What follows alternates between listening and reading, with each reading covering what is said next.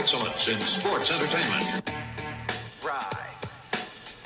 I got two left hooves. Who on test? Well, since nobody's stepping to me, take me to your cult leader. Take me to your local drug dealer. Take me to the man in the mirror when you stand and deliver with your hand on the trigger, an emotional terrorist. I-double-M-U-N-E. Never make my enemy public. I'm a private dancer, dancing for money. Let's drop. Do that thing that's funny. I'll make you wanna move. I'll make you wanna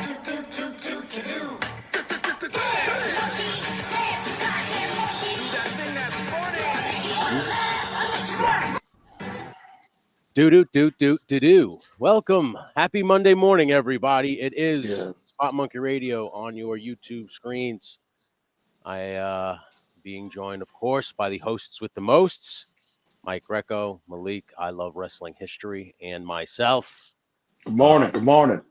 While not much has happened in the news stream, as we talked about that on Saturday, me and Malik, but you two gentlemen got the pleasure of watching AEW Revolution.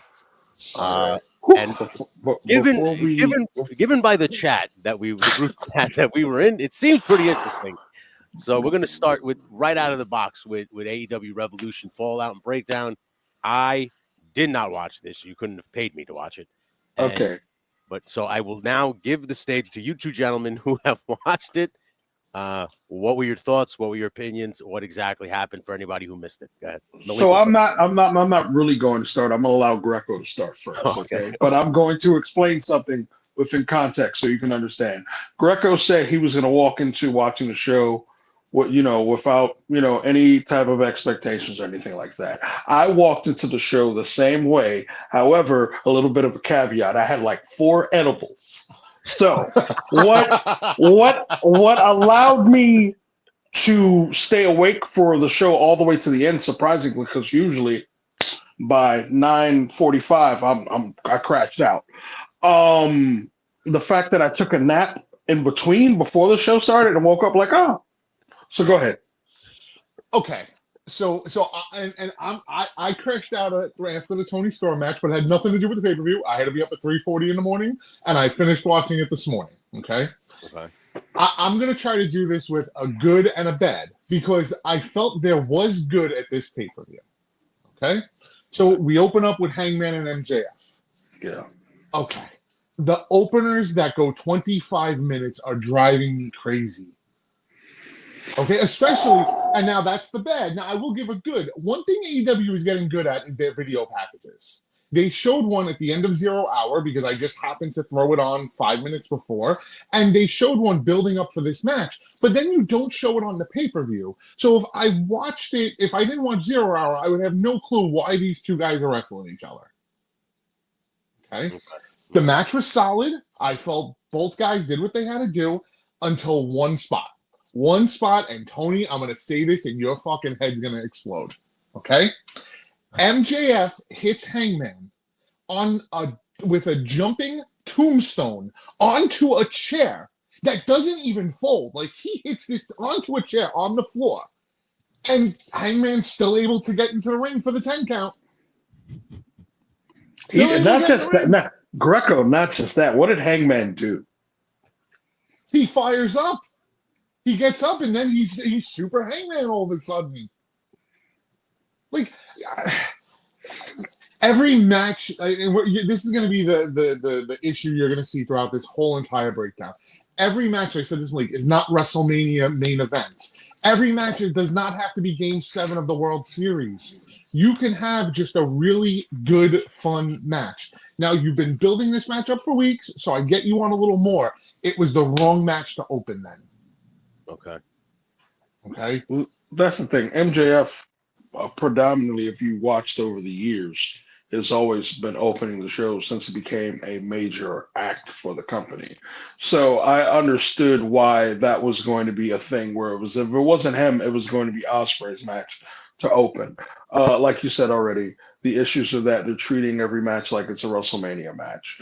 I just had a conversation with Mike Donovan most recently about how I feel about the state of wrestling, or the state of indie wrestling rather, where it's always the constant, everybody's just trying to do cool, fancy moves and look for the next spot, as opposed to actually entertaining the audience. Now, this is on a grander stage, but it still comes off as if it's just for, probably the people in the back sometimes. And Malik, not to jump ahead too far, because we don't have to get much into this match. And the most over faces in the company are the Hurt Syndicate. I felt that tag title match would have been perfect to open, because the Outrunners are over as can be, the Hurt Syndicate's over as can be. It would have been a fun, quick 10-minute match that would have got the crowd off hot, and then you could have went into MJF and Hangman. Well, I mean, we already know that one of Tony Khan's weakest points is actually booking cards. He does not have structure correctly. Yeah. Oh, and you see that with this card. Next we get Mercedes versus I'm gonna butcher this girl's name. Help me out, Malik. Oh, Momo, what wannabe, not Wananabe, whatever. And, listen, go ahead. You sound like a dog with a peanut butter on the roof of his mouth. Here's the thing with Mercedes Moné. I will never discredit or take away anything that she's done over the last decade within this wrestling business. All of her matches, believe it or not, are pretty solid. The only issue is the gimmick and where it's going and how much longer she's going to be champion. I said to you guys, I think the goal is to have her be the longest TBS champion since Jade Cargill's no longer with the company. Put it on somebody different. Well, here's my issue with that. What happened? Momo is Japanese for peach. So if anybody's wondering what her name translates to, it's Peach Watanabe. She's a peach wannabe? Like, I don't understand. Peach wannabe. Pretty much. Anyway, Jade Cargill was the first TBS champion, yes? Yes. And 508 days. 508 days. Then she won. This show should end it. Tony, because the set was from 8 p.m. to 11 a.m. Excuse me, 1 a.m. Almost at 11. Listen, it's like the extra hours for no reason, if we're being honest. And welcome to the show, Kevin. Thank you for hanging out with us. So wait a minute. You're telling me that the show, it went till 1 a.m.? Oh, no. It went to 12:05. Okay, but it was scheduled to 1 o'clock. Correct. And mind you, the pre-show starts at 6:30. That's too much. 6:30. Wait, too much. The fuck? Yeah. That's too much. The only thing that kind of saves, even though the main event we will get into is fucking. That was the biggest mistake of putting this card together. Really? Yes, I will say that the only thing that saves them with the crowd is that it's in LA. So when it started here at 8 o'clock at night, it was starting there at 5 in the afternoon. Oh yeah, I always say this even about indie shows. Just because the building gives you the time doesn't mean you have to use every minute of it. You know what I'm saying? Like, you don't have to be there till fucking. You don't have to be there for 7 hours. They had at least 3 or 4 matches on the pre-show. WWE, I'm not crazy about where they have basically 2 hours to kill before the show. Like, all you're doing is showing me the either the vignettes or the video packages that are going to be put together that you're going to show on the card. On the card, for that, just don't do anything. Yeah. The only thing I will say I like what they did was, and I don't know who the Boom guys are. I don't know who these Costco guys are. Maybe I'm just getting to being the old man in the room, okay? I have TikTok, and I don't know who these guys are. This dumb little fat shit that comes out and just goes like this on its face for fucking 45 minutes. I don't get. However, AEW is smart enough to do all of their celebrity stuff for the most part on the pre-show. So you get all that nonsense going on beforehand, and I don't have to watch it on the main card. I'd rather get slapped in the fucking eardrum and black eye as opposed to watching them. Let me just quickly read this by Kevin. Main event was not for the AEW champion.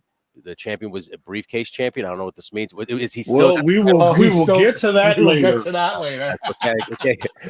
Kevin hits with a little bit of foreshadowing. Kevin, you will be recognized later on, my friend.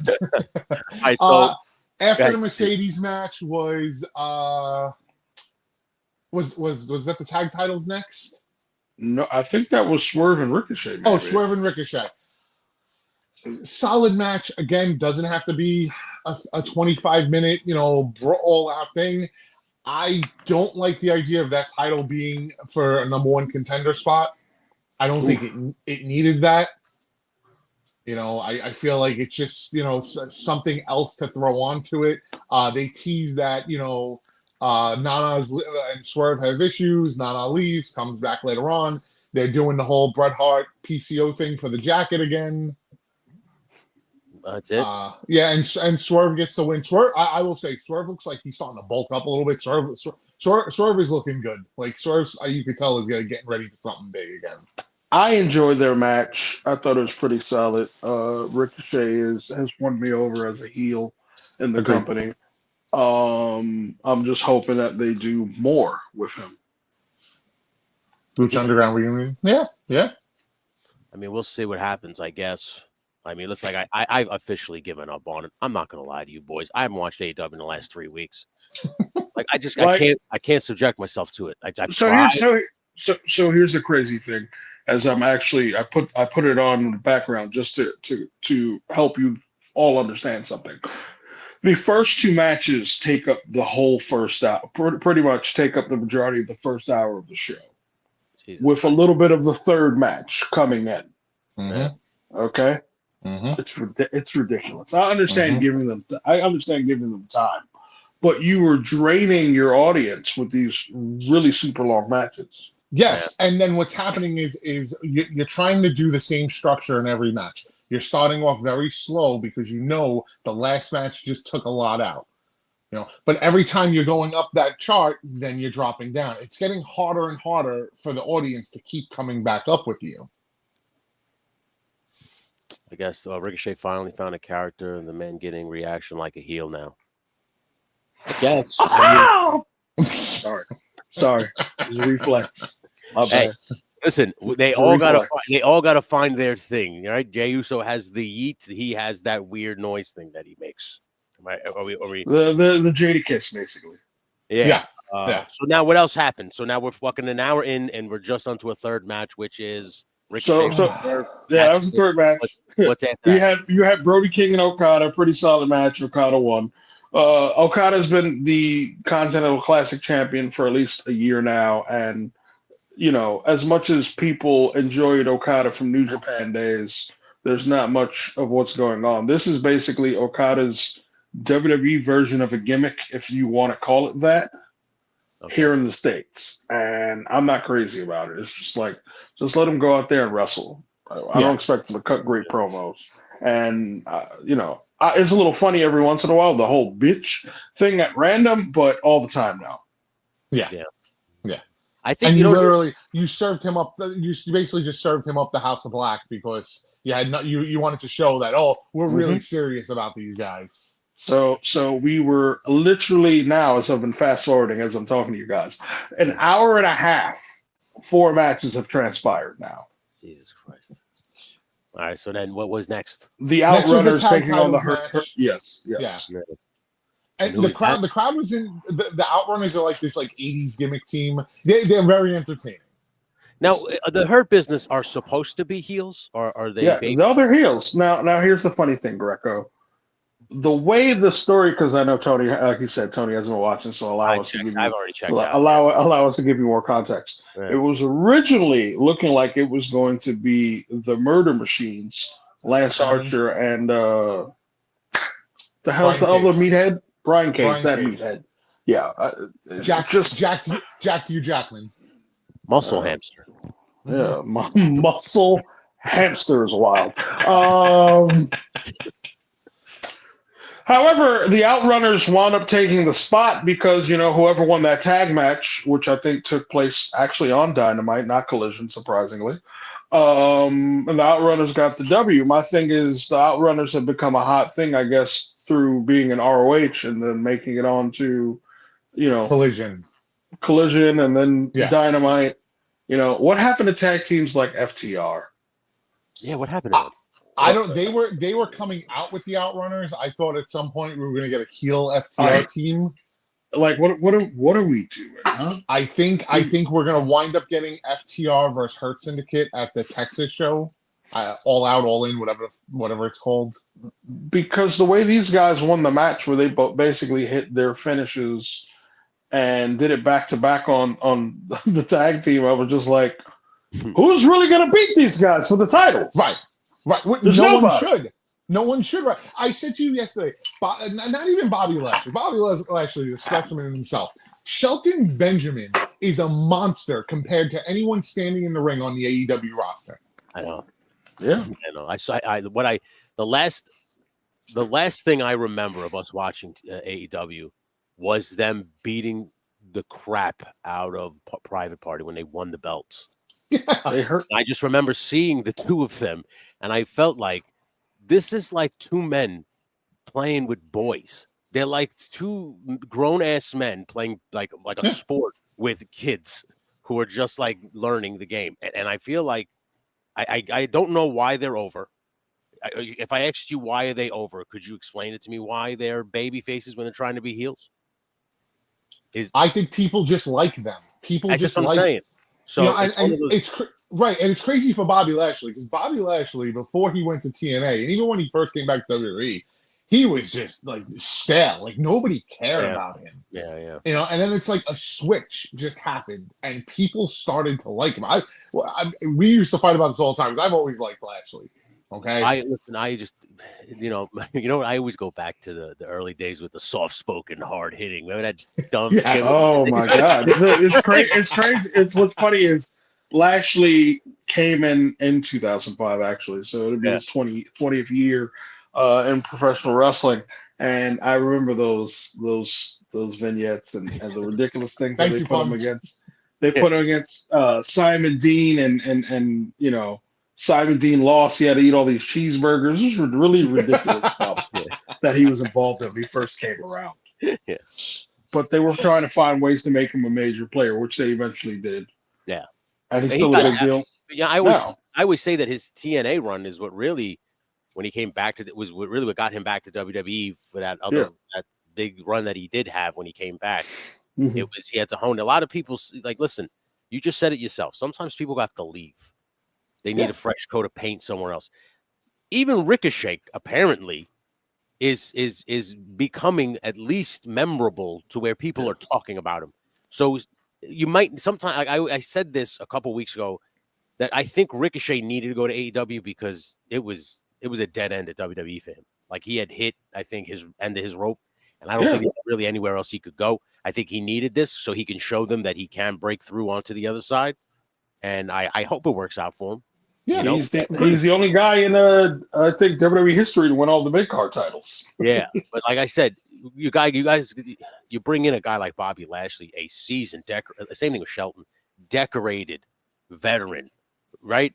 These guys, they look like I said, they're playing with kids at this point. Yes, and it's not. I don't know the outlanders, outliers, whatever the fuck they're called. I don't Outrunners. Outrunners, whatever the fuck they're called. I think I've seen them run in and help people, but I've never seen their work. So, it's a good gimmick. They come out like it's like the old VHS tape, like when they're coming out. Their big thing is they do a double elbow drop where they both scream, "You son of a bitch," and they clap hands. Tony's still not impressed. He finds it to be outlandish. That's the reason why I kept on coming up with all those different words. I know that's what you were looking for. But at the same time, it's just in the tag team division now. It's I agree with Malik. Like, who are you actually going to put? FTR might be the only guy that could possibly take the titles off. I would say so, yeah, because at least I believe that they're a seasoned tag team that have a proven track record. There are other tag teams in AEW. Like, and again, I don't want to go backwards, but I refer you to when they beat the shit out of Private Party to take the titles. They did this beautiful thing for Private Party. They put the belts on. They have this big celebration in the ring, only to get the shit kicked out of them a couple of weeks later and lose the belts to these two guys. It's hard to believe that any tag team you put in front of them are going to kind of factor any kind of challenge because of, like I said, the resume. Bobby Lashley, multiple-time world champion. Shelton Benjamin, decorated champion. They've been in WWE, have had major success there with MVP still. You basically took their gimmick from WWE and moved it over here and changed it from the Hurt Business to the Hurt Syndicate. It's the same fucking gimmick. Like, you didn't do anything different. Now, granted, nothing has changed, Tony. The way they were during the pandemic, the way they are now, is they're still older. Yeah. Yes. So that's a positive. All right, I want to move forward, and I want to discuss the AEW Women's World Championship. Mariah May, Toni Storm, the Hollywood ending. Was that the name of the match? Yes. Yep. And the reason why I sat there in that pause moment is I wanted it to end. I wanted it to end because there's this. These are both very attractive women, and it's already bad enough that some people, men and women alike, are not crazy about female wrestling for whatever reason. You're entitled to your opinion. Both of these two are good in the ring with what they do. Okay. The blood was so much. Much blood on this show. Yeah.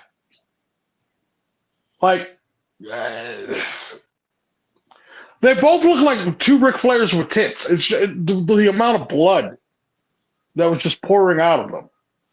Jesus Christ, really that bad, huh? It's ridiculous. What led to the blood? Was it a good spot at least? It was pile driver on the steps to Toni Storm from Mariah May. Is what led to all the blood. That's where it started. But it gets worse. It gets much worse because we turned it into a fucking a pung-toe tie death match where they both wrapped their hands in fucking tape and put their hands in glass. Yeah, they thought they were Axel and Ian Rotten tie-paid death match where they both basically taped up their fist, dipped it in the buckets, and just started throwing hands. Yeah, Tony. Yeah. Mm-hmm. Were the best come to wrestling. Apparently, they had broken glass in the bucket, and they taped their fist up. Yeah, maybe no. Okay. Go ahead one second. Go ahead. Was the tape thing always a part of it? No, it just came out of nowhere. So that's what I'm saying. I'm just trying to see if maybe they tried to make it like, oh no, this is going to be the Hollywood ending, and I'm gonna make your yeah, but clearly you can't. Okay, so go ahead. What happened? The ending spot was the only spot with a weapon that made sense because Toni Storm grabbed the shoe and started fucking going crazy on Mariah May's head, and that's how this all started. Okay. Here's my two biggest issues besides the blood with this whole thing. One, this was so rushed, and you could have done so much more with this whole feud. But because this match was in California, in LA, and you wanted the Hollywood ending, aka the Samoan combat match, aka the no DQ match, aka the every other no holds barred match, every match, you just have to give it a special name now. It's all a no disqualification match, unsanctioned, all the same shit. That is. But because you wanted to give it this name, you did it so rushed. And on top of that, you only gave them 12 minutes. You've built this match up for a year with this feud, and you give them 12 minutes. What'd you say? I could assure you that was real blood, my friend. Agreed. There was nothing gimmick about it because you could see it pouring out of Toni Storm. I'm looking at it right now. I can see it pouring out of her face. Was it a botch in terms of did she kind of cut herself a little too deep? No, this is meant to happen that way. This isn't the first time. I think on the pile driver spot, actually, Pun said that to me when it happened. I think she may have gone a little deep. That's what I'm saying. Because remember, it reminds me of that Eddie Guerrero versus Bradshaw, where he cut the vein. Mm-hmm. It reminds me of a certain wrestler at FVW hitting his head on the thing. Yeah. Well, when you use a Stanley workout blade instead of the proper blade, that's going to happen. You're going to open yourself up like roast beef. But anyway, Malik, you said something last night, and I couldn't agree more. I don't want to see either one of these two on TV for at least the next month. Well, I mean, if you poured buckets of blood, then you shouldn't be. Like, and then they're also promoting the Queen of the Ring movie as best as they can, and boy, that was tragic. I don't think that happened yet, but it was. Did you watch it? Are you watching it tomorrow? No, tomorrow I will see the movie and I will give you my review of the film next week, Monday. All right, good. That's good. It's be interesting to hear. You know what, Malik? I'm gonna go try to see it this week also, just so we're all on the same. I was like for $8, I was like, why not? For 2 tickets at $8, that's a steal in my book. Where did these balloons come from? What the hell? Did you see that? I did. Yeah. Let me see. If you do a thumbs up, it'll pop thumbs up. Yeah. Sometimes. Yeah, I was like, the iPhone is crazy. I was like, what the hell? Yeah. Yeah, he's celebrating. He's going to see a movie. See a movie. Celebration. But as far as the Tony Storm Mariah May match, bad. So, that's what I'm getting at. Look at this. Malik's doing his own producing over there. His own special effects. Looking over there with just hand signals. Okay, so now listen. So far, I really literally missed nothing. We haven't won you over, and we're like, oh, I missed that. So far, because I'll tell you, most of my night yesterday was taken up by WWE 2K25, and it sounds like I didn't miss a thing, and I had a blast doing what I was doing. So continue. So now you have a debacle of a women's championship match. What does that lead to next? Konosuke Takeshita taking on Kenny Omega for the AEW International Championship. Okay. This is basically, to me now, they are 1-1, even though. Uh-oh. My wife says, God bless you. She thought you sneezed. Oh.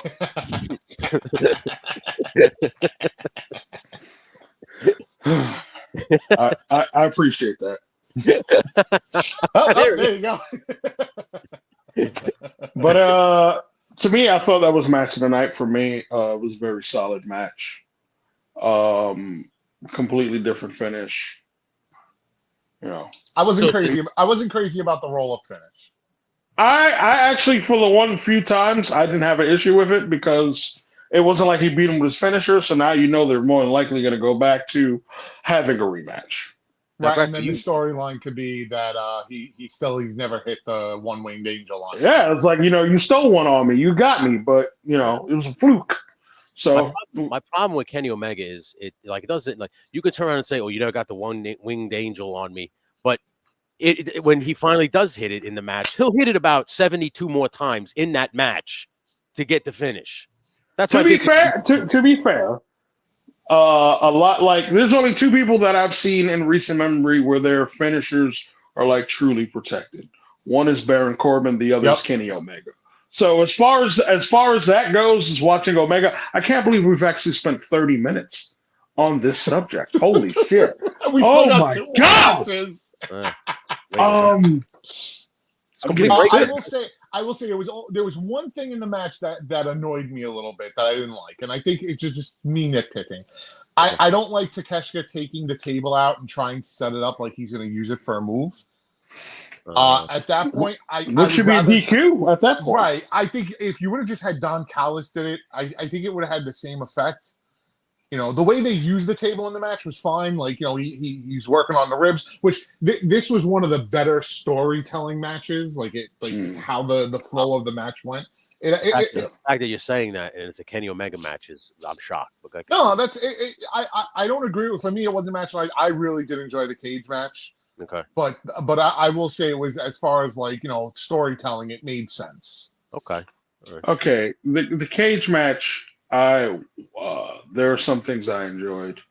There are some things I was just like, now what if you fall? Mm-hmm. Mm-hmm. Either, and here's the thing: it wasn't even necessarily based upon a move. What if you fall? Kyle Fletcher makes his entrance to the ring, and he decides to climb to the top of the cage, which he almost slips. Yeah, so I was like, what if you fall and you tweak something? You pull a stinger and you just bust up your knee, Yeah. He goes to start climbing up. He nearly slips and falls off, but he manages to gather his grip. He's standing up there waiting for Kenny Omega to make his entrance, and Omega climbs up to the other side. Ospreay. And all you have is a visual of the two of these men just standing at the top of the cage, staring at each other. What a cool picture to take. Okay, so I didn't hate that. What I hate with that is we're doing the old Kevin Dunn 46 WWE camera angles instead of just focusing on the two of them staring at each other from opposite ends of the cage and laying out and letting the crowd like give it a little more. You know, I actually like that, like them up there. Like this is it. This is the final thing with these two. I would have preferred the two of them standing down on the mat as opposed to standing up on the cage as dick statues. Like, let's just get in the ring, do the classic face to face, and then we start throwing hands. Because climbing all the way up at the top, I was like, what the fuck are you gonna do? Slowly walk to your opponent and then start weakly throwing hands? No. No, exactly what happened. They'll do that thing where they straddle the cage and just kind of shimmy across it to each other. It makes no sense. Also, Ospreay's extra whatever this was, you know what that was? Entrance. They wanted to use the light board in the stadium. That's all that was. Goodness gracious! I was like, because Kyle Fletcher's literally sitting there and waiting for this dickhead man to just come out, and I was just like, bro. At least have like a famous DJ or something doing it. Like, if there was something to look at, I'm assuming like Steve Aoki was up on the stage, fucking doing shit, and the lights are going off. Yeah, that'd be one thing. Yeah, just to have it like that. Again, they don't really have much of a vision. It seems for their product. They just kind of throw shit and just like, hopefully this works. Hopefully this works. We'll just try this because it to me reeks of desperation when you watch it. Like I said, from the few episodes that I've watched when I started, I really gave it a chance. It's still crazy that the shortest match on the entire card was the tag title match, and it led with very decent psychology for a match. Yeah. I like the cage match for me was the best. I like the story it tells.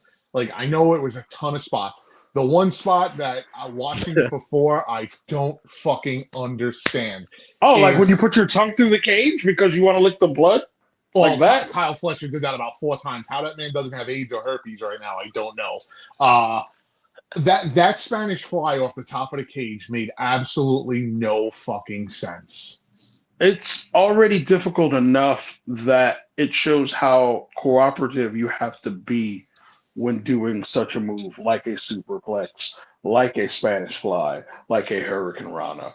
That was one of those moves that it was just like, you didn't need to do that off of the cage. Yes. Oh, for sure. It is. But the actual ending, and I thought that I like the hidden blade. I get the significance of the Tiger Driver onto the Tiger Driver at the end. Mm-hmm. The Styles clash onto the Tax was fucking great. Oh, that was crazy. That's a spot that I'm like, all right, that's a badass spot. That was pretty crazy. But now we get to the main event. Before you do that, before you guys do that, let's answer some questions. Okay. Somebody suggested that Tacheshka, whatever his name is, should go to WWE. Is that you guys believe? Here's my thing. I think one of the biggest issues sometimes that we have is that we Ricochet.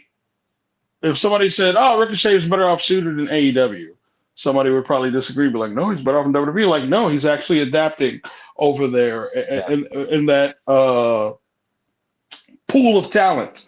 Konosuke Takeshita probably, to me, works out great whether he's in AEW or WWE. Okay. People would probably appreciate him more if he was in WWE based upon how he would be produced. Okay. Here, I think he's been able to flourish on his own and he's done fine. It's just that there was a problem where it was start and stop on getting him showcased.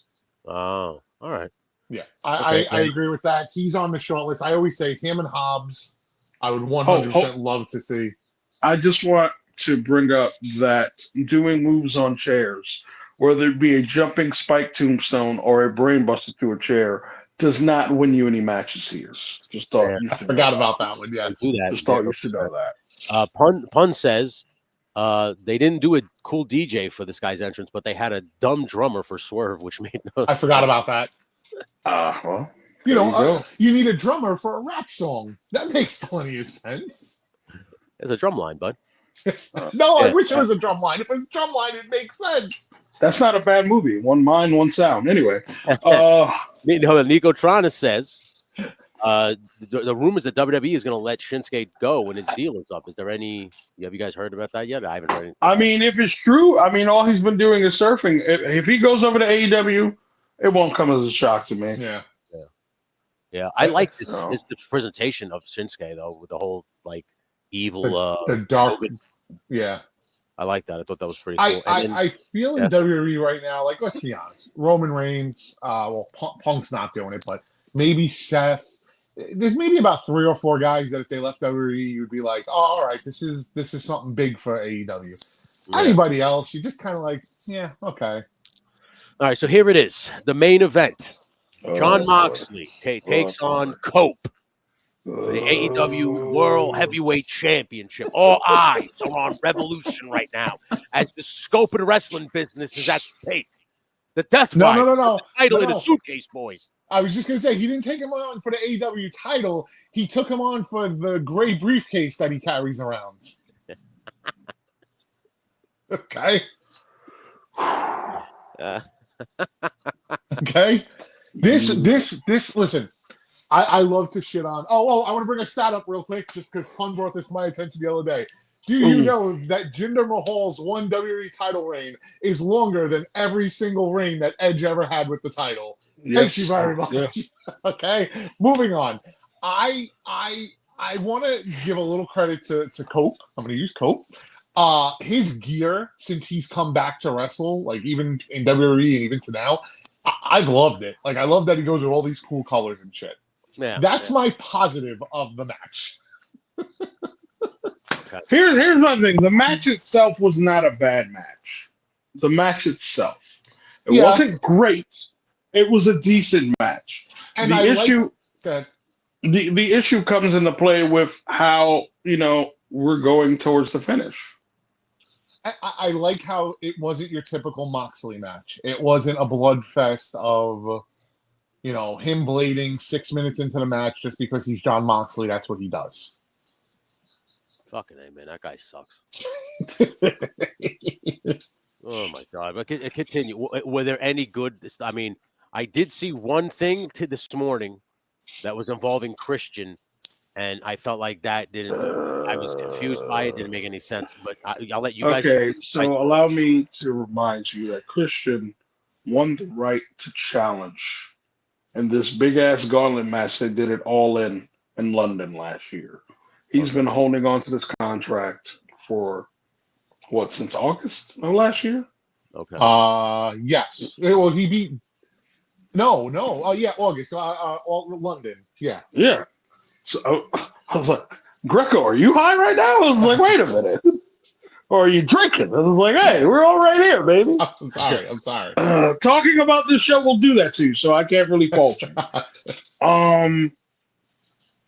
And he's teased about basically doing a cash in. It's basically Money in the Bank. It's basically Feast or Fire. It's everything that you could think of with what they're trying to do because everybody has to do their own spin-off of Money in the Bank. Well, first Wheeler Useless comes out and Jay White tries to help him out, like interfere. And I thought that's when we were going to get the Jay White turn. I had said that to you yesterday, but he actually helped, but he accidentally hits Cope with the briefcase. Oh, I missed that. I didn't even see that. I turned my head or something. Accidentally, and it was a good accidental. It wasn't like he's setting him up and he just he's not looking and he just turns to fire and Moxley moves. Gotcha. Right. So it wasn't like one of those oops accidentals. It was like oh shit, I fucked up. Okay, so how does Christian factor in? So Christian then comes out and he joins the match as he makes it a triple threat. Okay. Hits Edge with the Unprettier, goes for the pin, and Moxley, Edge kicks out, and then at some point Moxley then puts Christian in the Bulldog choke and chokes out Christian to win the match. So the funny part is Christian actually had a pen while being in the Bulldog choke. Yes. Jesus. Like he had his hand. Me. He had his hand on Cope. Yep.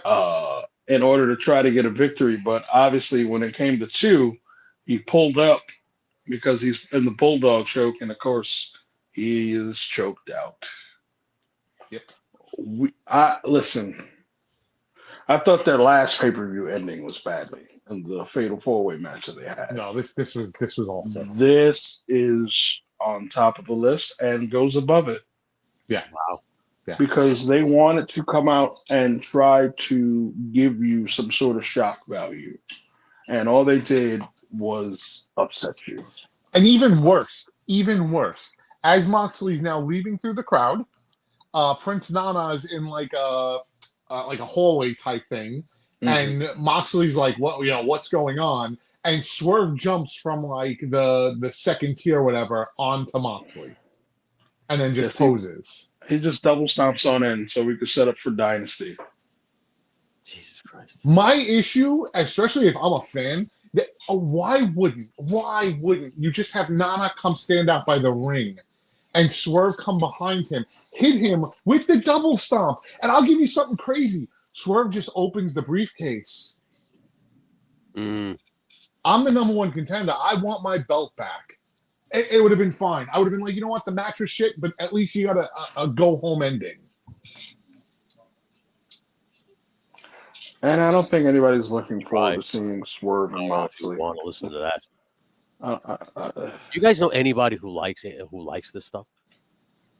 Like, if you talk to your friends, wrestling fans. My wife just suggested we should talk to a fan and of AEW who probably thought this was good and try to see into their psyche. But I think in doing so, it might destroy the space-time continuum, and we might just all go. What will happen is, here's the thing: you would have to screen test talking to people in order to do this, because I'm not willing. Here's my thing: I don't like actually talking to strangers about wrestling unless I'll be like, oh, it sounds like you know some shit. Okay. Yeah. When it's talking to people that are complete strangers that I'm around while being at a wrestling show, I'm ready to pull a bullet in my brain, bro. Yep. Like, that's it. Yep. I'll be like, I can't do this. I would say to Pun all the time, it has to be us. Because like people just start coming up to talk to us about it, and I'm just like, oh my God, get the fuck away from me. Remember, I told you I fell asleep at the last AEW show I went to. I'll give you one even better.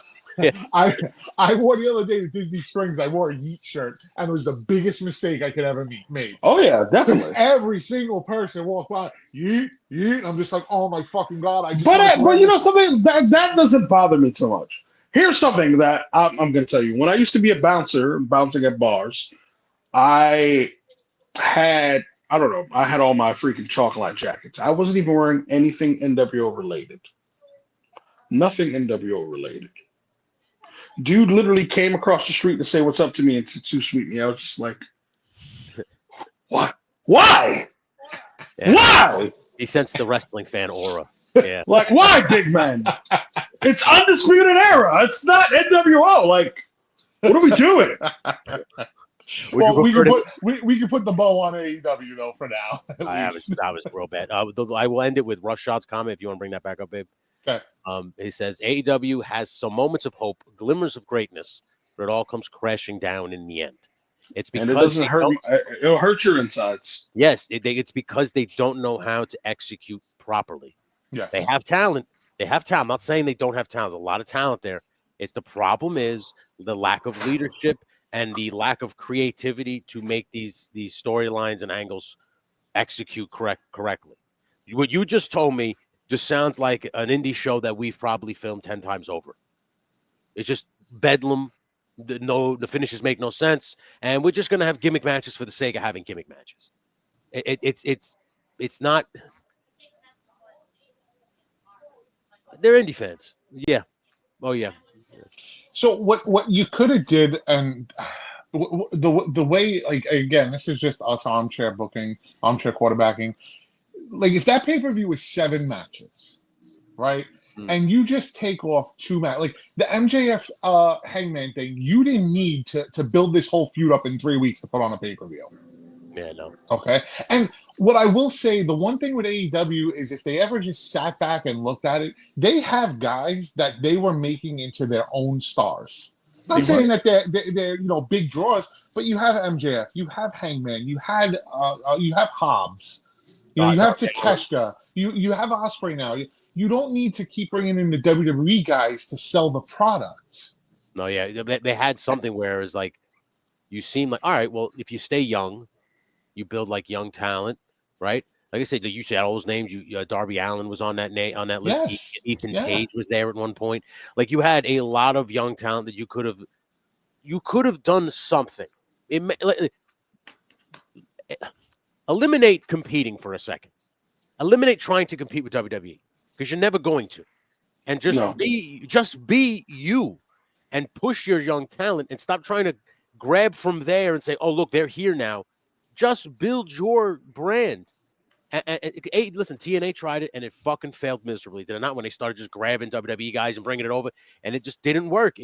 TNA started to work when they focused on what they had, and they pushed what they had, and they just kind of built around a foundation of what they have.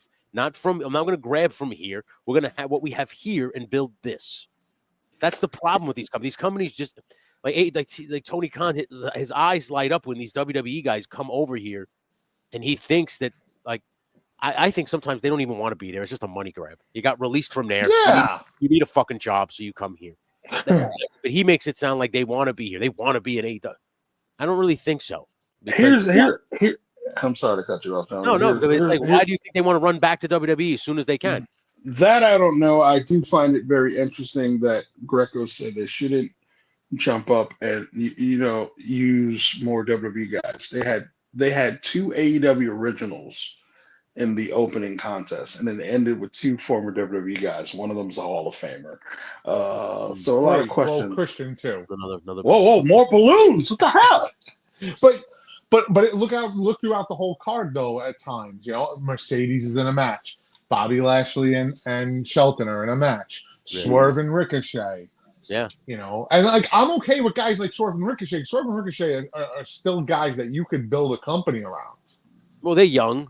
Yeah. But I feel like you lost what you had in the beginning. Like I think with TNA, like you just said, Tony, like even when they were bringing in WWE guys, like they brought in Kurt Angle.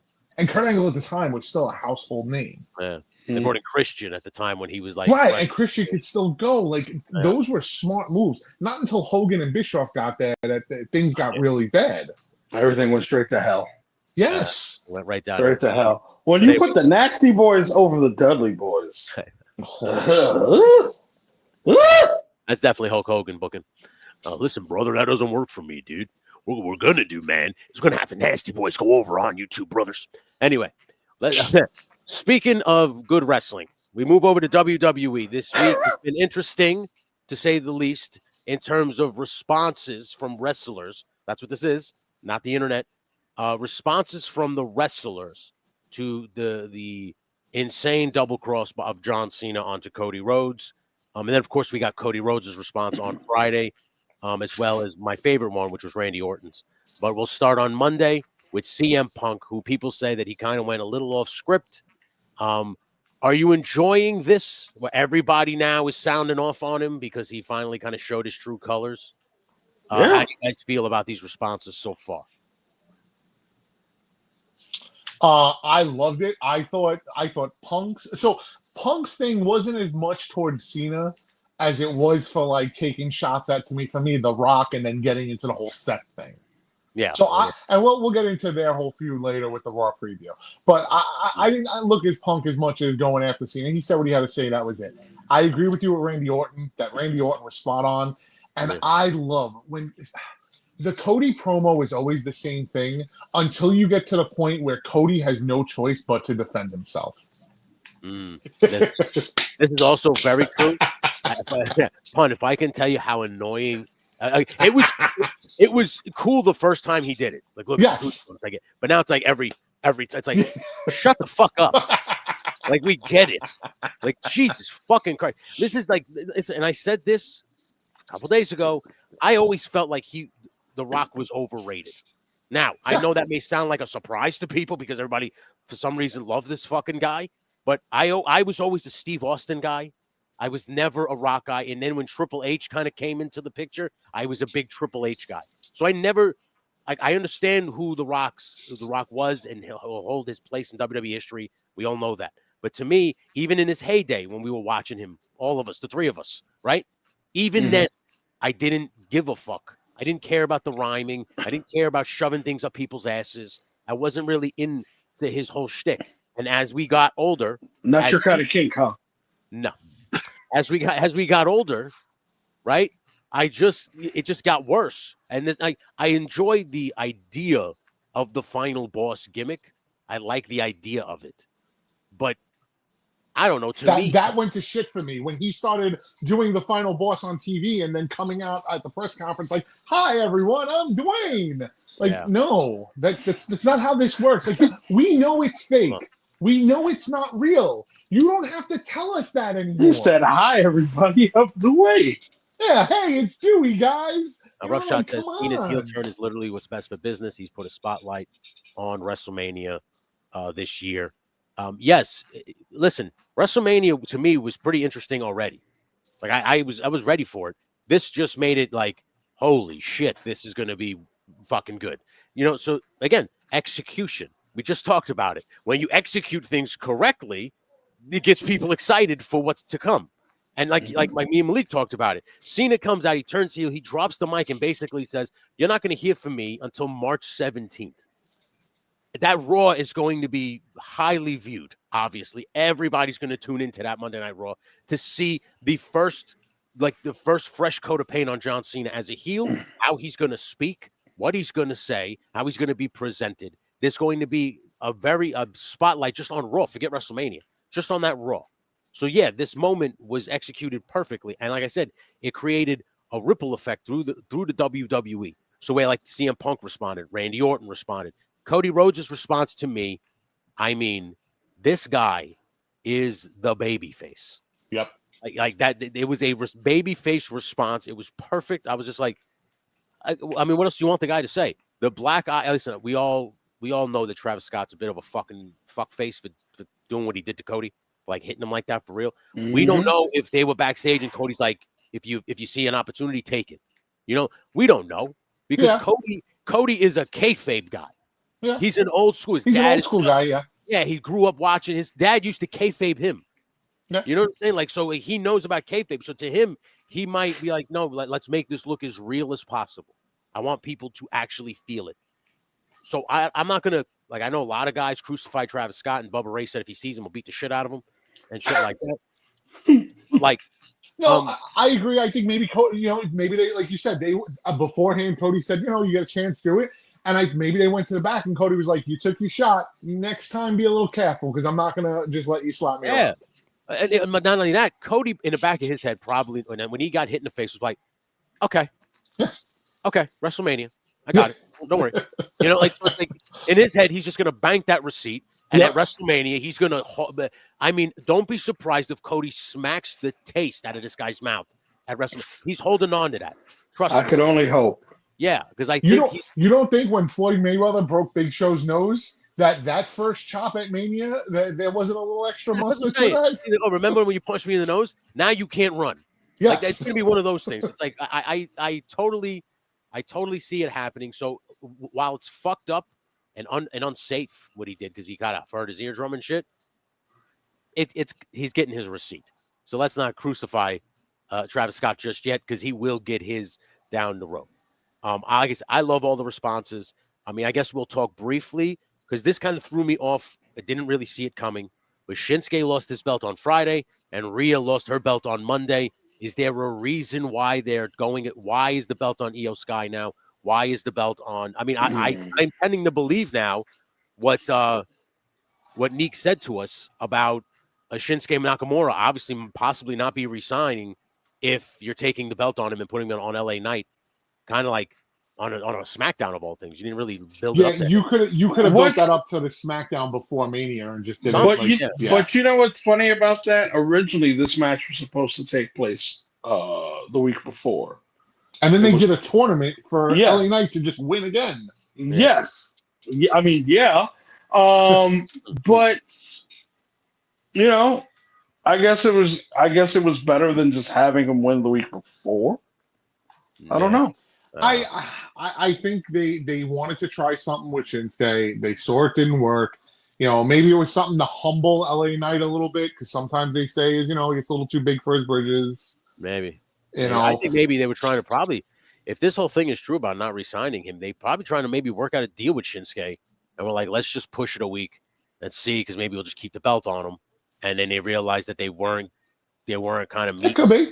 and they were just like, we have to take the belt off just in case he doesn't resign. We just let him go. I feel the EO thing is because they don't want Rhea to lose at Mania. That's going to turn into a triple threat, and EO will lose to probably Bianca at Mania, which, okay, I'm going to give you my issue with the other night. Okay? Bianca's at Raw last week, and she's Miss I'm Happy, #1 contender, Elimination Chamber, sitting, clapping on EO, clapping on Rhea, gets involved but doesn't get involved. And then she comes out on Friday in all black, all sad, all disheveled over what happened with Jade. Yeah. What you could have did just to make it easier, you could have just held the EO match off a week and had everything happen with Bianca Friday. Now Jade and Naomi are taking care of their stuff. I don't have to worry about it. I need to focus on my Mania opponent. I don't know, kind of milking the whole heel turn. Yeah. It's at some point. And I gotta say, I feel like Io Sky has become, and Asuka too. Asuka was probably the first one. They've always gone above that stigmatism of the foreign champion, because the crowd never turns on her. The crowd loves Io. Like, she's always like out there, and people go nuts. And Asuka gets the same response. Because Americans love anime. That's good.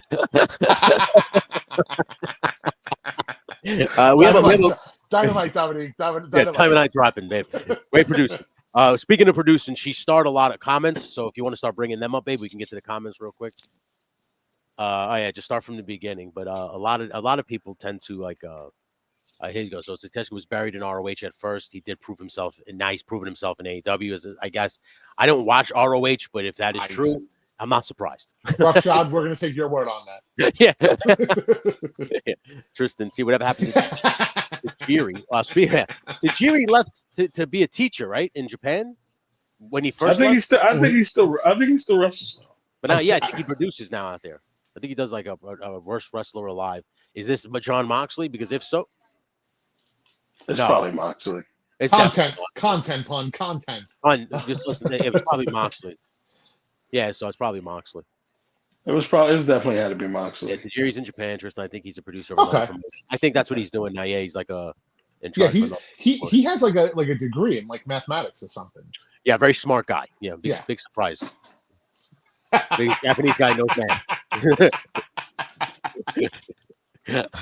Kevin it might be in the same boat as me at this point. I don't remember how the AEW Championships looks like anymore because it's been in a briefcase for so fucking long. Google it. And go to AEWshop.com.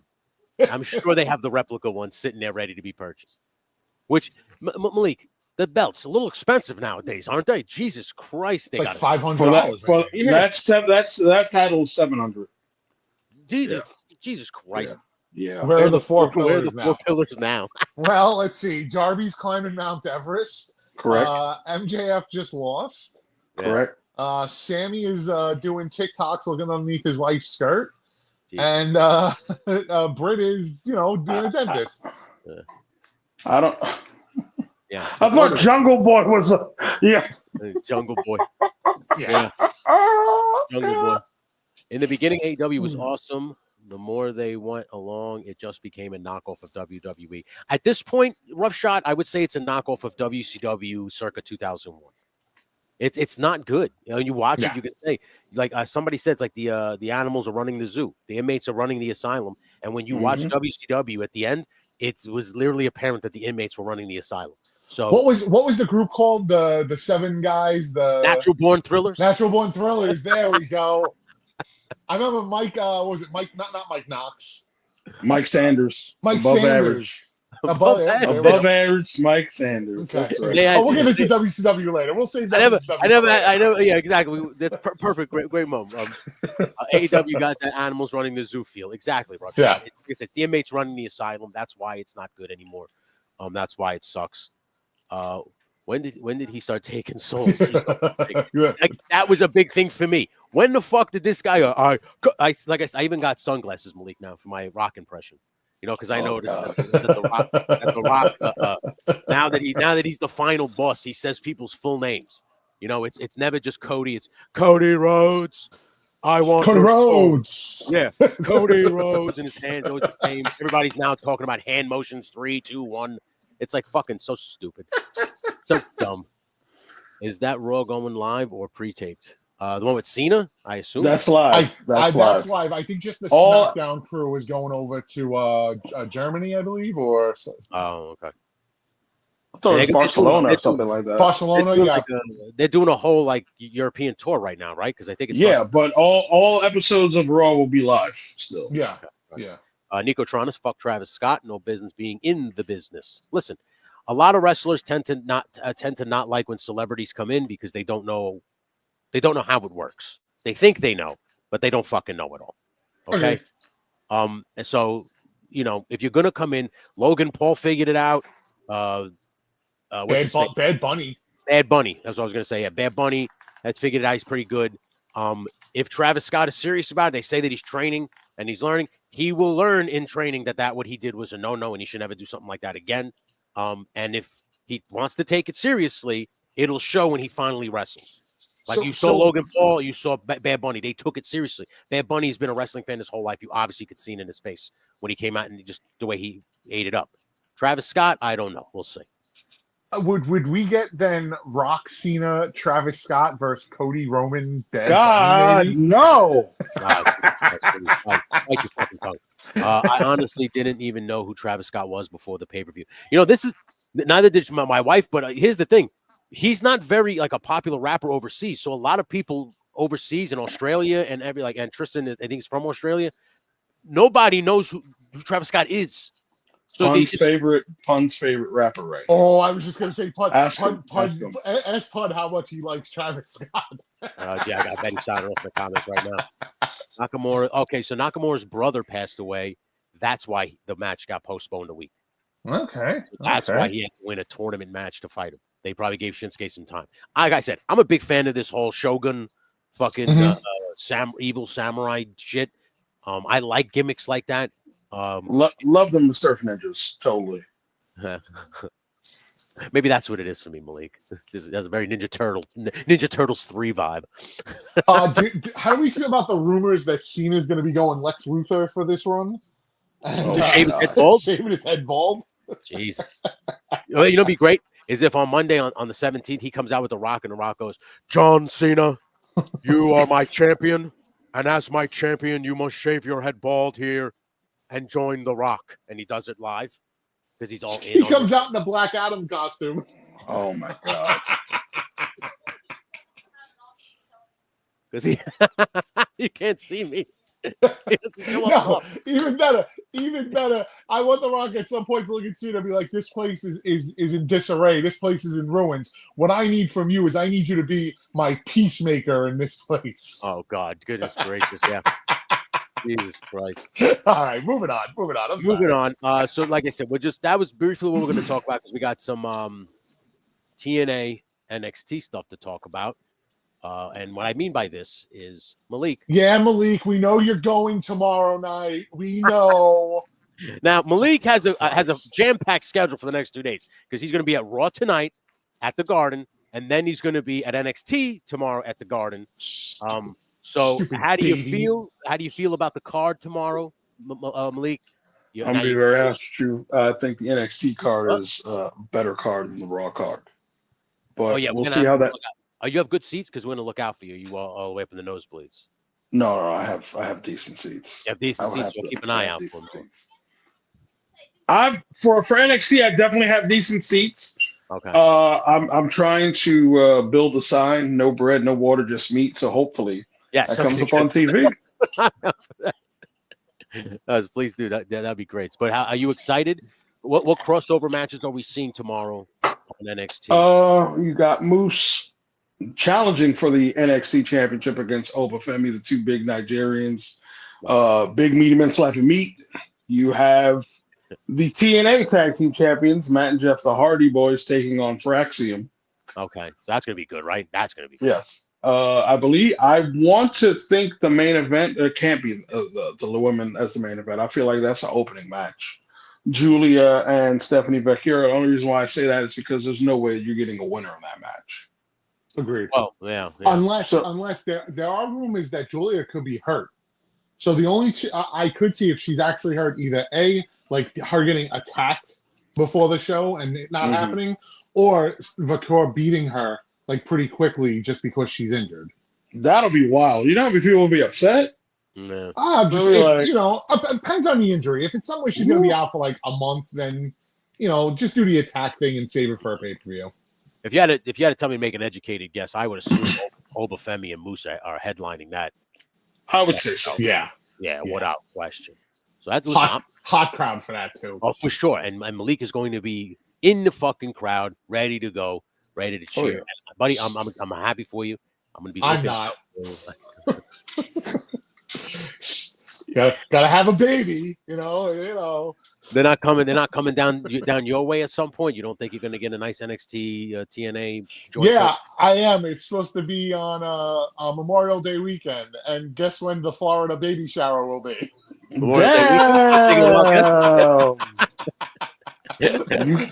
can't win, bro.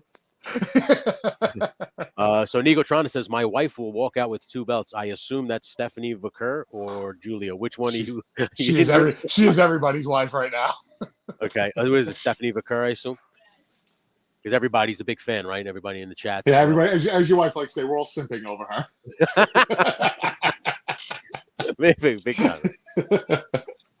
I will say her with Bully Ray last week and her saying to him, her giving him her horns to try on and going, I'm going to give you the Diablo. You could see in Bully Ray's face what he wants to say. Oh, you can't say that. You got to be questionable. Exactly. I'll tell you this. Bully Ray's Busted Open After Dark is pretty funny. Yes. What? A ferret? Do you have a ferret behind you? Greco? Do you have some kind of animal? I think she sees. I think she sees the thing. Mine, you think it's an animal? No, it's not. Animal? No, I just got a couple of Disney cups. It's a refrigerator. It's a refrigerator. Oh my god! That says WWE better than AEW. I literally wrote that just because of this podcast. Oh my god! Grace is like, "Why does it say this on our board?" And I'm like, "I don't know. I got bored."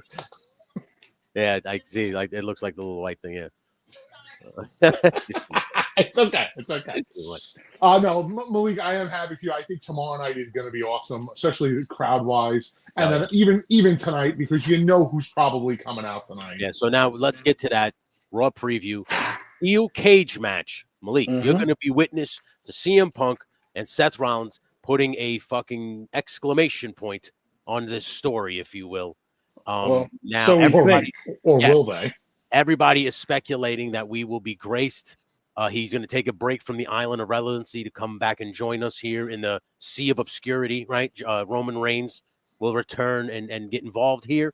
What do you think's going to happen? You're going to be live in the crowd, brother. It's Madison Square Garden. We know every time they come to the Garden, they really bring out the best.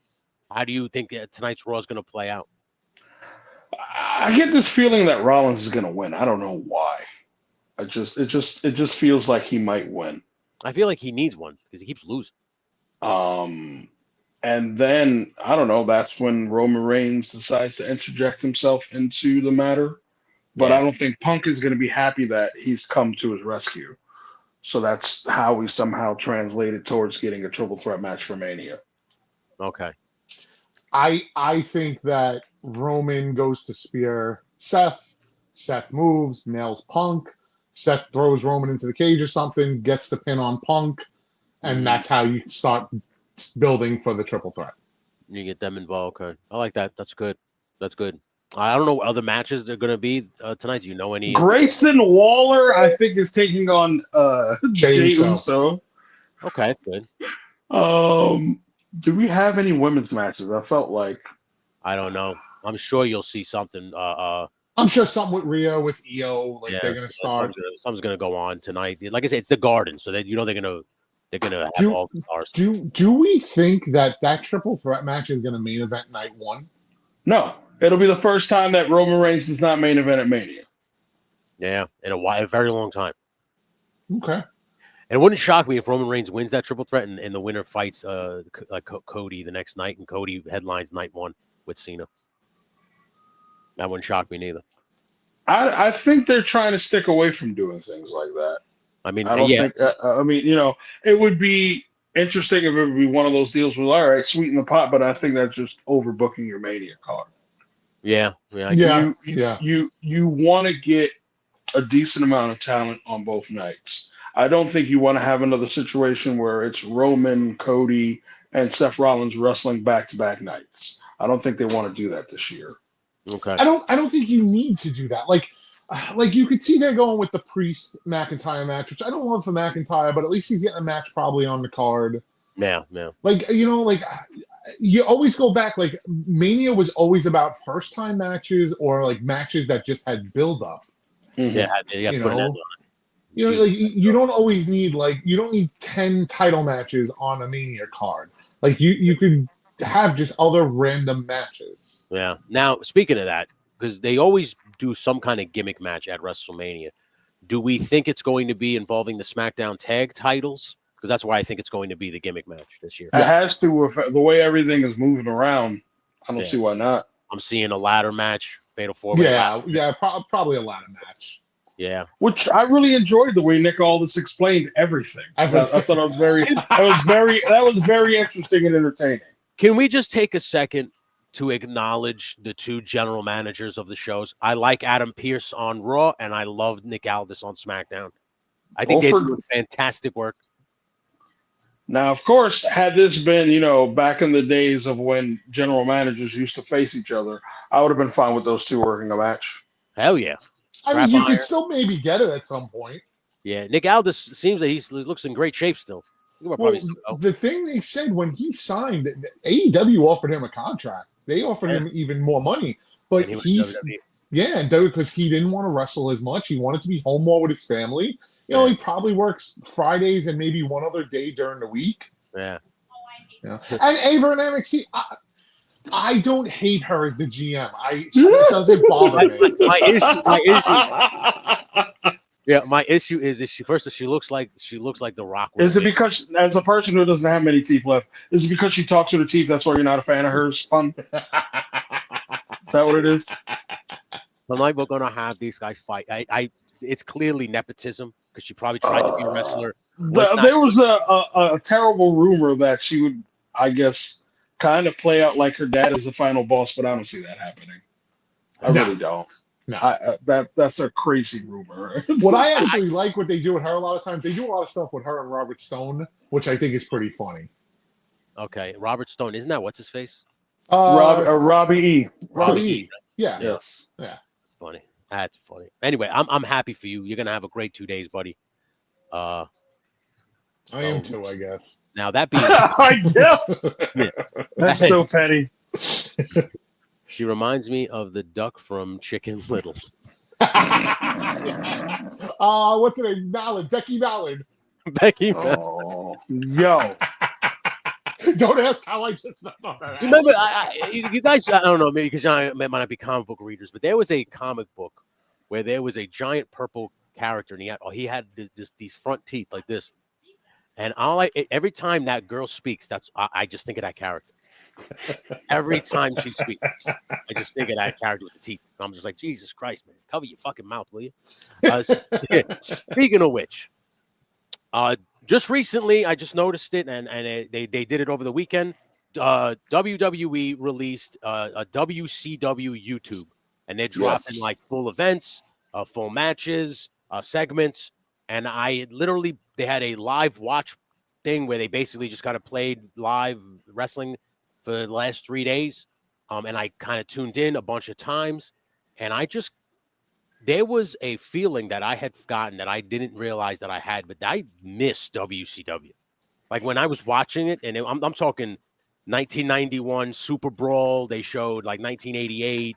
They were showing 96, 90. They even showed the last WCW pay-per-view, Greed, which was crazy. Geez. Yeah. So, but there were moments from WCW that I remember very fondly, and I'm watching it back and seeing some of those moments really kind of rekindled it. So I figured we would use today to kind of just talk, since it just launched, we would kind of talk some of our favorite WCW moments. There's no like particular list. You don't need like a top 5 or anything. Just some of your favorite moments. We'll start with Malik because you have the Instagram, I Love Wrestling History. Go follow him on Instagram. You would probably know the most about the history. What were some of your favorite moments from WCW? Obviously, let's just right out of the box exclude Hogan joining the NWO. Because so I don't know if it's just me, but I never looked at Sting defeating Hogan as anything fondly, just because of the screw finish. Like looking back at it now, at the time, as a teenager, yes, and I was a grown adult man, I was just like, it was ugly. It was an ugly finish. This is messy. I love Surfer Sting, so yeah. I wasn't. I obviously I didn't know or pay attention much mind to when he was chasing Flair for the title, but when he had the rivalry with Luger, that was one of my favorites to watch. His matches up against Vader were awesome. His matches against Cactus Jack. Surfer Sting was just the best to me. Yeah, he was. It was very. I missed that Sting. So that's one of the things I missed most when I was watching WCW. By the way, yeah. My first WCW memory, like that I can remember a match, is Sting and Flair against Terry Funk and Muta at Halloween Havoc in that cage, and Sting swinging on the rope and being like, "This is the coolest fucking guy I've ever seen in my life." Sting is great. Like WCW had moments that were like really cool when you go back and watch it. You go back and watch him, yeah. And here's obviously one of my favorite moments from WCW, and it was obviously later. It was in the 90s. It was when Sting was doing the crow gimmick. It was one of the first times he had dropped from the ceiling. It was on a pay-per-view. I don't know if it was uncensored. Uncensored. Okay. Was it uncensored? Where he gets in the ring and he starts attacking everybody? Yep. When I tell you, that was the very first time that I had fully marked out for a WCW wrestler. Yeah, you want to talk this bullshit? Yeah. When Sting comes down and he starts beating the shit out of the NWO and Macho Man comes off and he hits him with the bat. Because you don't know what he's going to do. He hasn't, he's attacked everyone at that point. Bro, I went fucking bananas for that moment in that day. When Nash beat Goldberg, I know people tend to shit on it, but I went bananas for it because I couldn't stand Goldberg. I loved it when I watched it. When they fucking shock him and they jackknife him. And even then, I was like, dude, they didn't bury you. They needed a cattle prod. Beat you, and you still had an attitude about it. Like, it's fucking crazy. But even the finger poke of doom, while stupid and confusing, still was like, the thing. Okay, so Nash wins the title from Goldberg on Sunday. He then fights Hogan the next night on Nitro. Like a week later, actually. No, it was a week later because Hogan was supposed to be retiring. Because it was the same night that Foley wound up defeating The Rock for the title. Okay. So it was a crazy time in wrestling. You think about it in the early 99. He's going to fight Hulk Hogan. At the time, they were two separate NWO entities. There was the Wolfpack versus the Black and White. So there was like a lot of animosity. So you thought it was going to be like a legitimate match between the two. Right? They get in the ring. Hulk Hogan literally does this to Nash. He bumps, he pins him, he wins the belt. That's called the finger poke of doom. Yes. Now, if I don't want to go back to WWF, but the best finger poke of doom to me was Shawn Michaels and Triple H for the European Championship on Monday Night Raw. When Shawn Michaels cries, it was the funniest shit I've ever seen. And nobody batted an eye about that. And the fact that Hogan came in where he was playing off like he was going to go into politics. Yeah. It was the whole thing. It's so ridiculous. I got a great WCW moment. Dean Malenko winning Battle Royal as Sequel Pay Yeah. Yes. Super and cool. taking the mask off, and you watch the crowd because you know it's him, and the fucking crowd at that moment. Dean Malenko could have main evented WrestleMania the way he was getting over at that time. Crowd was over. Yeah, that crowd was. They go nuts, and he just goes off on If Jericho. you remember that moment, there was a moment where people are like, what the hell? Because Hoovy looks right at Cyclope, doesn't say a word, just nods and jumps out and eliminates himself. People are like, what the fuck? And then at that moment, people start kind of putting it together like, wait a minute, I don't think this is actually Cyclope because they're not going to make this guy fight Chris Jericho. And then that mask removal was pretty fucking awesome. Listen, the very first Nitro, Lex Luger showing up. That was played a bunch of times on that live stream. That was a fucking crazy moment. I remember going, what the fuck is happening right now? Why is Lex Luger here on Nitro? It was even when Macho Man showed up on WCW Saturday Night, like I was shocked. Yeah. I couldn't believe it. Scott Steiner betraying Rick Steiner was pretty. It's up there for me. Yep. Hell yeah. That was a big fucking moment too. That was something you were not expecting to see. No. Yeah. Although at that point, Scott Steiner at that point was literally the definition of genetic freak.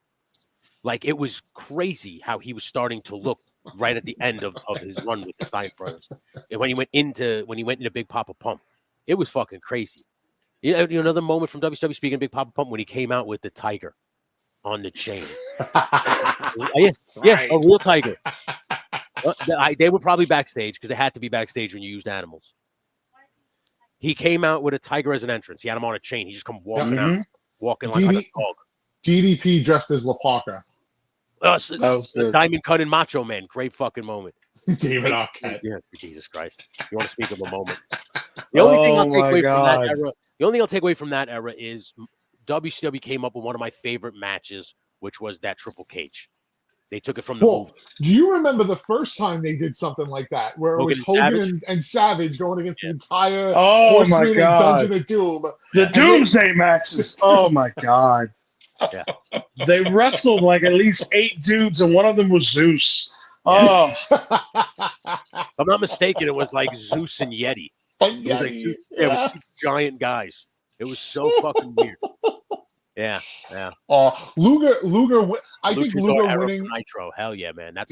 Listen, those guys got the spotlight put on them. I know ECW. Paul Heyman will always take credit, and he deserves credit. He brought them in first, but nobody was watching ECW at that time. Nobody. No, you didn't realize the spotlight was on Lucha Libre until Eric Bischoff started bringing them all in, and he started. That's a good one, pun. On night Conan hitting the Diamond Cutter on every. Oh, Canyon. Canyon. He meant Canyon. Oh, I'm sorry, Red. I read Conan. I meant Canyon. Yeah, Canyon. I remember that. Canyon too. He was a good wrestler. Very highly underrated, I believe. The innovator of offense. Yeah. Chris Canyon. I like Mortis. I like that gimmick Mortis. I thought it was good when it first came out. They actually have matches of him as Mortis in WWE, which is great. Yeah, I know everyone talks about Luger racking Hogan to win the title. When Luger racks Big Show and gets like that first like big win for WCW. Yeah.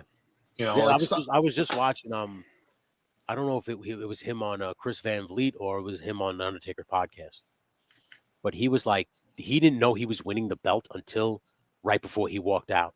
Hogan and Bischoff pulled him off to the side and they were like, "Yo, we're gonna put the belt on you." And he's like, "You serious right now?"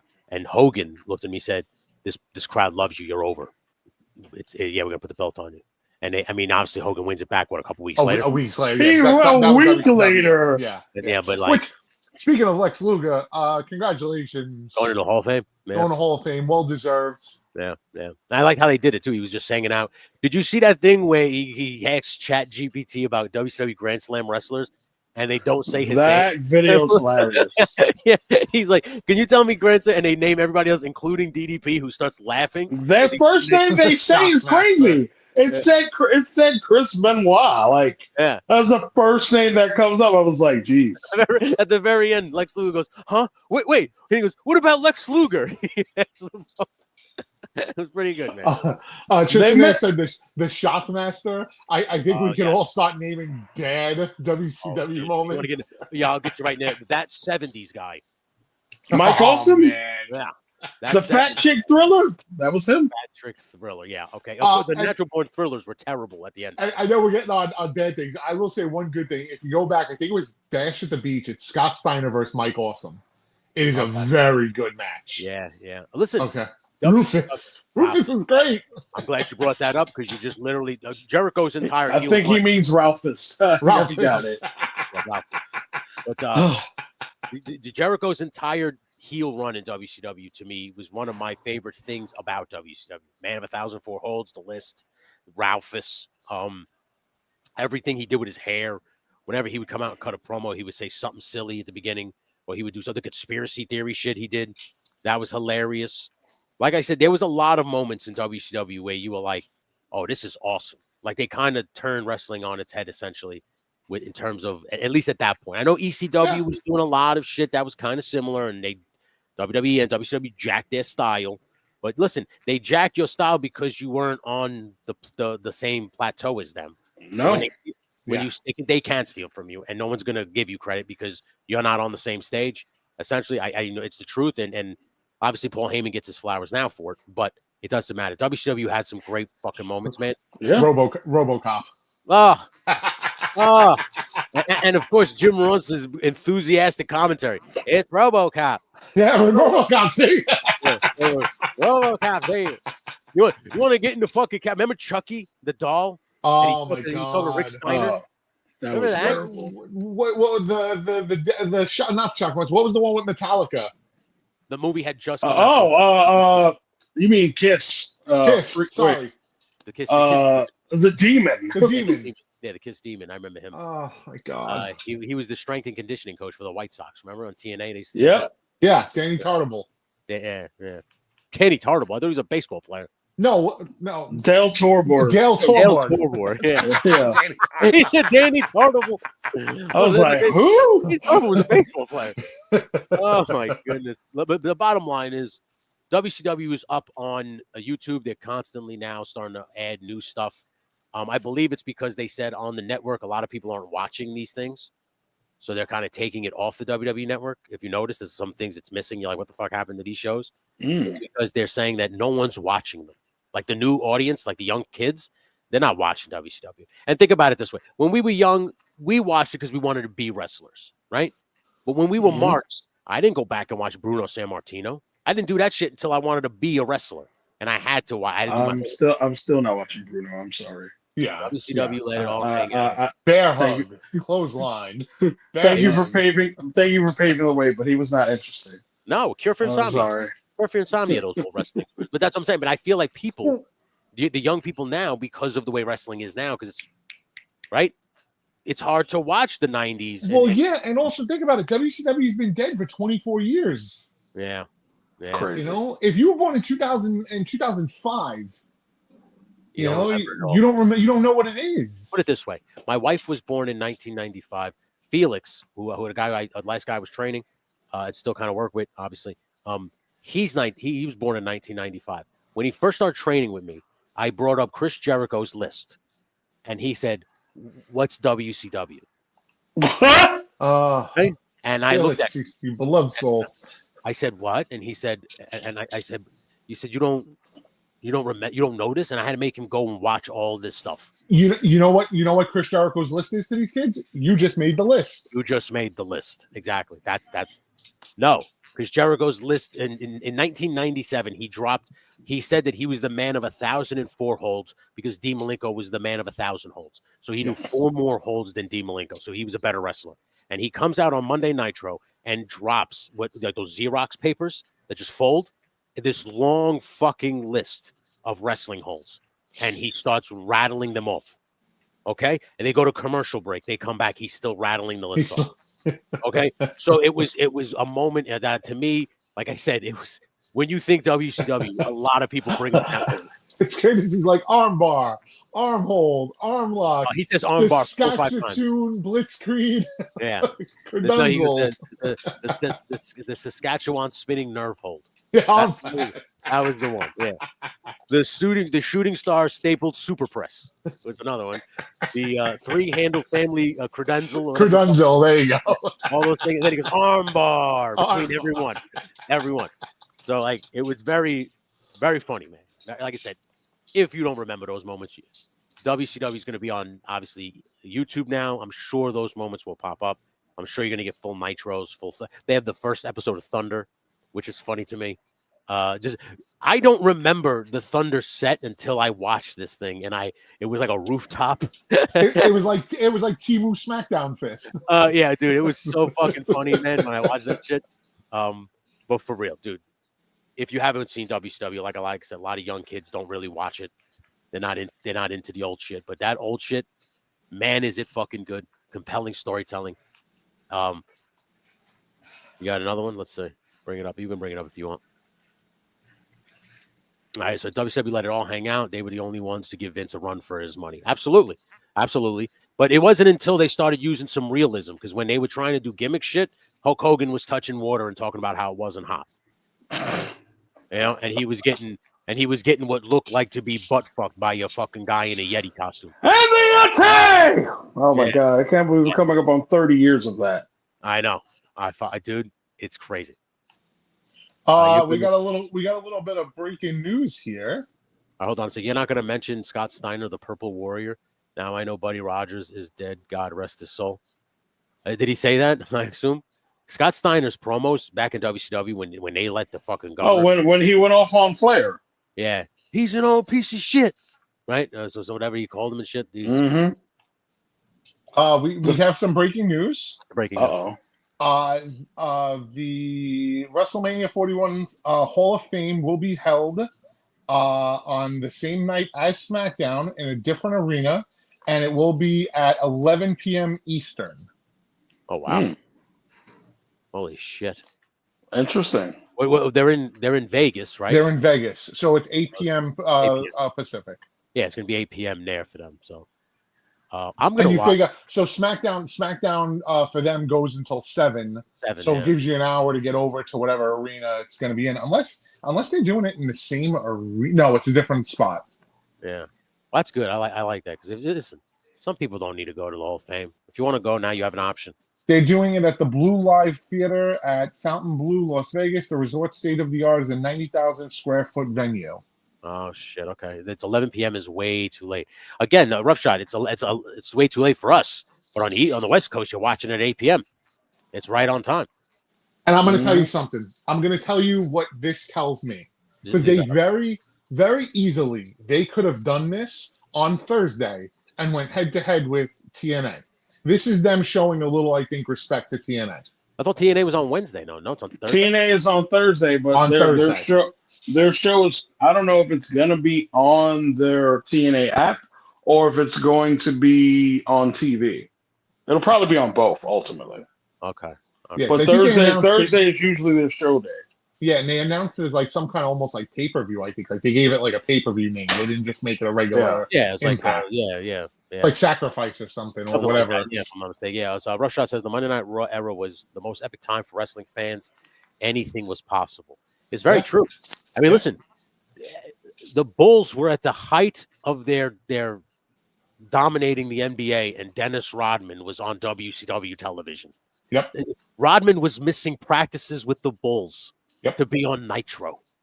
That's how crazy that era in wrestling was. And like I said, everybody who shits on Travis Scott, now next time you see Travis Scott, just picture Rodzilla. Just picture Dennis Rodman, because that's all he is.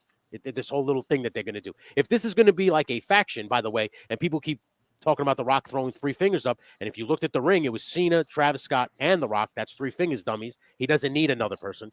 So stop trying to assume. That's a disgusting group of Travis Scott. I know, but stop trying to assume that Roman Reigns is going to join it and then be under the Rock. Reigns isn't. They just turned him face. Exactly. He's got the Ula Fale. He's the tribal chief. He is not going to be stuck under the final boss. Plain and simple. That being said, I don't know, because The Rock doesn't seem like he wants to wrestle, because like Malik said, The Rock basically said me and Cody can do a storyline without me ever getting in the ring. Yeah, The Rock really has no desire to get in the ring. So him versus Roman, and like I said, he tried to strong arm that last year. What?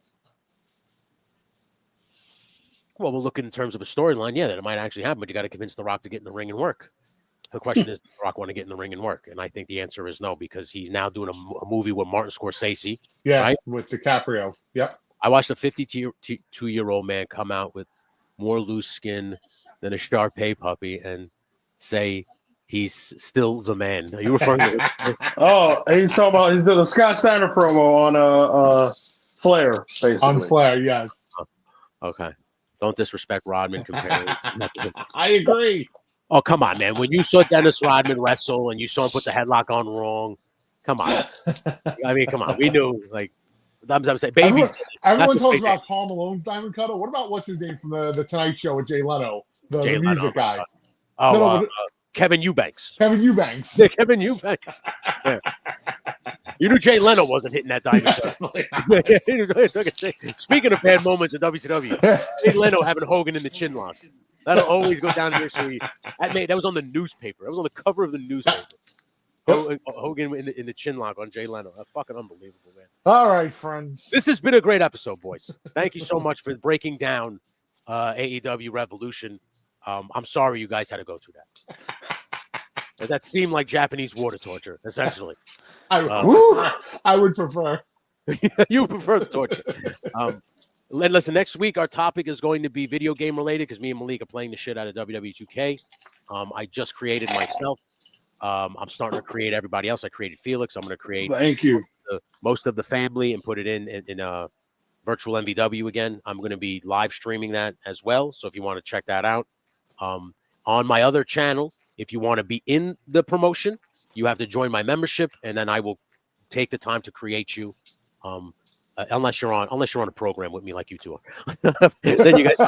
But more breaking news. Not as big as what Greco had, but I just defeated Kofi Kingston with no finishers. Fuck you, Kofi. Fuck you.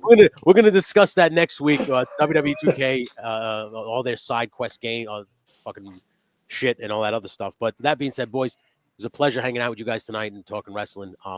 Catch Spot Monkey Radio every Monday, 10:30 a.m. on your Eastern Standard Time on this channel. Then every Saturday at 11 a.m. we're gonna be doing the feed where I do Fantasy Booker, a couple takes, and we look at some of the news from the feed. Whether it's last week there was no big news last Saturday, so we just kind of like broke down SmackDown and why they put all of a sudden the championship back on.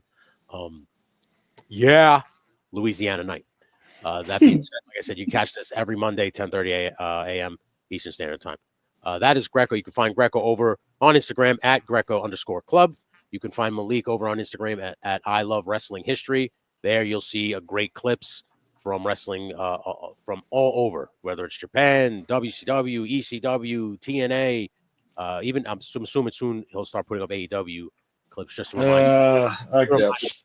Yeah, just to remind us of how bad it is. He wants to grow his fan base. Yeah, feed. But like I said, if you guys got nothing to do on Saturdays at 11 a.m., please come hang out with us. We're back at it live. That being said, that's Greco. That's Malik. I am Tony. This has been Spot Monkey Radio. Until next time. Deuce.